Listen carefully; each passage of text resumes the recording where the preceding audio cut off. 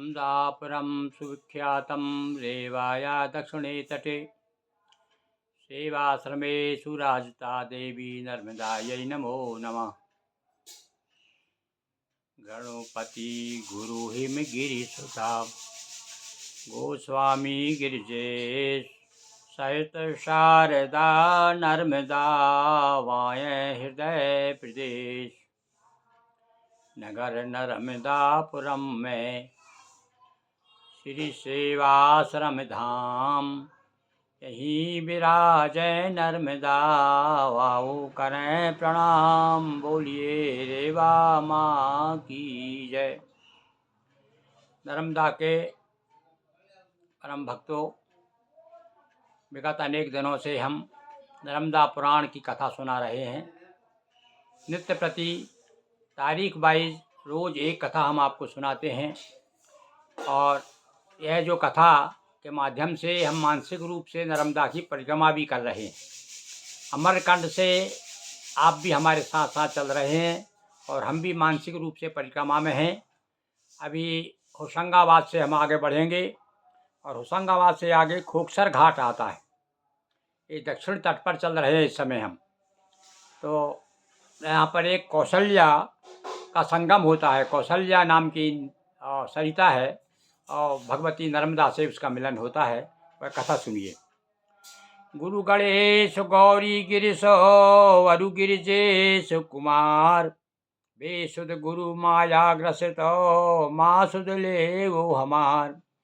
चले होशंगाबाद से मिला खोखसर ग्राम, संत समाधि आश्रम गौरी शंकर धाम।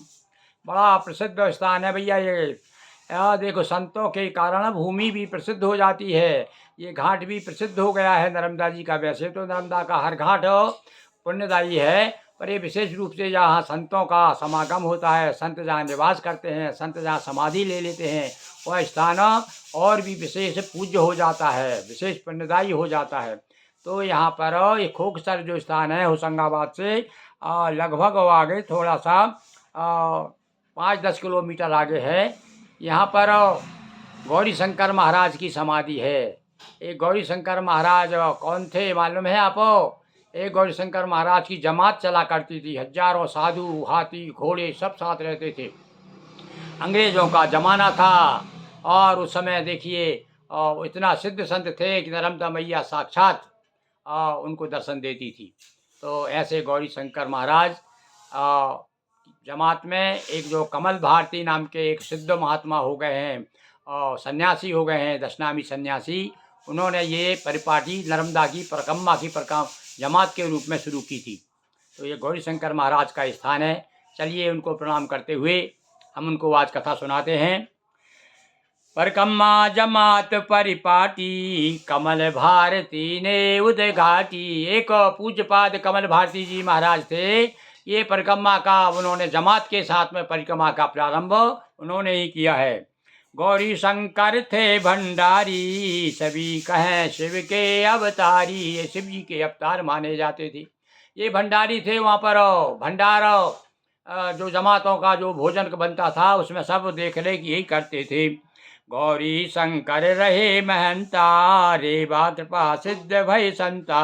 और कुछ समय के बाद में ये वहाँ के महंत थे, महंत हो गए गौरी शंकर जी। आजीवन कीनी परिक्रमा रहे सुमर तेरे वावम्मा। 8 जनों की हरि व्यथाएं और चर्चित भी है कई कथाएं। अरे भाई, संत के शरण में आ जाता है, जो भी मनोकामना हो वो पूर्ण करते हैं। बहुत कथाएं हैं भैया गौरी शंकर महाराज की। तो और एक तो बड़ी प्रसिद्ध कथा कौन सी है उनकी, घी की कमी हुई भंडारा और गौरी शंकर इष्ट सवारा। क्या हुआ, एक बार भोजन बन रहा था और भंडार में घी की कमी आ गई और तुरंत उन्होंने अपने इष्ट को स्मरण किया गौरी शंकर महाराज ने। और क्या किया, रेवा जी का जल भर लाए और तली पूरियां भक्त जमाए। जल ही घी हो गया। देखिए संतों का प्रताप। जो ही कढ़ाई में डाला वो घी हो गया और उसमें पूरियां तली दी। और उसके बाद में फिर कहते हैं कि उतना ही माँ से उधार लिया था, वो घी लिया था और वो जो है उतने ही पीपा भर के वापस कर दिया। तो हरते रहे आर्त जन व्याधि, यहीं खो के सर लीन समाधि। और यहीं पर उन्होंने समाधि ली। एक कथा हमको और याद आ रही गौरीशंकर जी महाराज की, जो हमने इस पर वर्णन नहीं किया है। एक बार उनकी जमात जहाँ था किसी भी नर्मदा किनारे खेतों में रुक जाती थी भाई। तो एक बार बताते हैं, एक खेत में गरीब का खेत था, अच्छी फसल खड़ी हुई थी और यहाँ पर जमात रुक गई। हाथी घोड़े और सब लोग उन्होंने डेरा डाल दिया, तंबू तान दिया, तो बेचारे गरीब की फसल पूरी चौपट हो गई। रोते हुए आया महाराज के पास में, महाराज हम आपका कुछ तो नहीं कर सकते महाराज, आपने हमारा तो क्या ना, हमारे बाल बच्चे भूखे मर जाएंगे। छोटा सा खेत था और वहीं पर आपने डेरा जमा लिया है।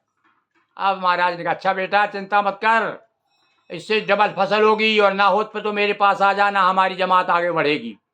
इस प्रकार कह के महाराज जी चल दिए। और भैया कहते हैं उस साल सबसे ज़्यादा फसल उस खेत में हुई।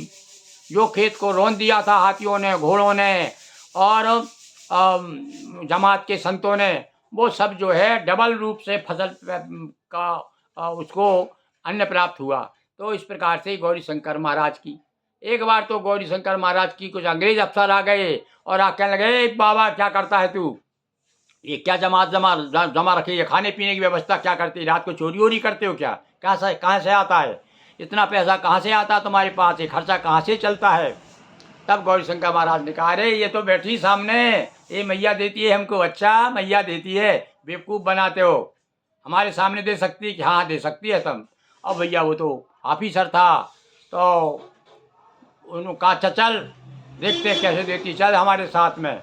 और नर्मदा के किनारे ले गए। गौरीशंकर महाराज ने भगवती का स्मरण किया और बोले, माँ आज मेरी परीक्षा है।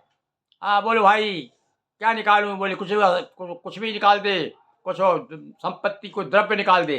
तो उन्होंने हाथ डाला नर्मदा जी में और असरपी निकाल दी, सोने की असरपी आ गई। अब तो वो चकरा गया, ऑफिसर कहने लगा, अच्छा बेवकूफ़ बनाते हो सकता है तुमने गड़ा दी हो पहले यहाँ, चलो बीच धारा में चलते, नाव में बैठ के चलो बीच धारा में, हम कहेंगे वहाँ से निकाल के बताना। महाराज जी नहीं, चलो भैया वहाँ चलो। और जा कर के नाव में ऑफिसर भी बैठ गया, महाराज जी भी बैठ गए और जा कर के बीच धार में फिर कहा, अच्छा यहाँ से निकाल के बताओ। फिर उन्होंने मैया का जो हारा हारा नर्मदे हार जो ही कहा और हाथ डाला, फिर असरपी निकल आई। अब तो औंधा पड़ गया, दंडवत साड़ापन हो गया ऑफिसर, और बहुत बड़ा ऑफिसर था भाई अंग्रेज के समय का।